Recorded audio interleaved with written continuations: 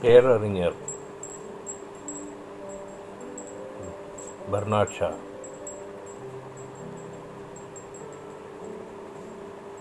இங்கிலாந்தை சேர்ந்தவர். 26/7/1856 முதல் 2/11/1950 வரை 94 ஆண்டுகள் வாழ்ந்தார். அவர் நாடக ஆசிரியர், அரசியல் ஆர்வலர், மத கோட்பாடுகளுக்கு எதிரானவர். ஒரு முறை அவர் உலக நாடுகளில் சுற்றுப்பயணம் மேற்கொண்டார். தி எம்பையர் ஆஃப் பிரிட்டன் என்ற கப்பலில் ஏற புறப்படும் வேளை வந்தது. நிருபர்கள் அவரிடம், காந்தியடிகளை பற்றி என்ன நினைக்கிறீர்கள் என்று கேட்டனர். அவர் புன்சிரிப்போடு, உலக மகான்களில் 2ஆம் இடத்தில் காந்திஜி இருக்கிறார். அவரை போன்ற மகான்களை பெற நீங்கள் தகுதியற்றவர்கள். உங்கள் நடவடிக்கைகளினால் அநேக முறை அவர் உண்ணாவிரதம் இருக்கின்றார் என்று கூறி சென்றார்.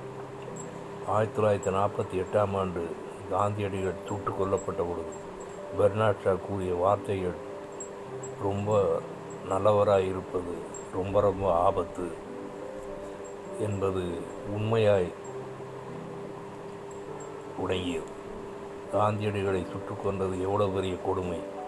இறைமகனையும் ஆண்டவராய் இயேசு கிறிஸ்துவையும் யூதர்கள் சிலுவையில் அறைந்தார்களே, ஆனால் அவர் இன்னும் நம்மை நேசிக்கிறார் என்பது எவ்வளவு பெரிய உண்மை!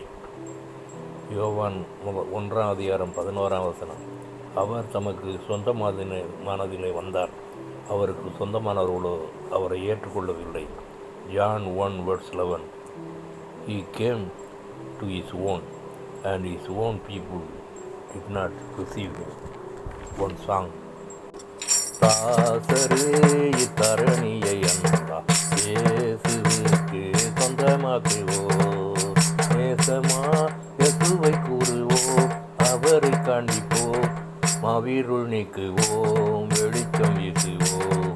தாசரே இத்தரணியை அன்பா இயேசுவுக்கு சொந்தமாக்குவோம். ஜெபம். எங்களை நேசிக்கிற நல்ல பிதாவே, என்னுடைய சமூகத்தை தாழ்த்துகிறேன் ஆண்டவரே.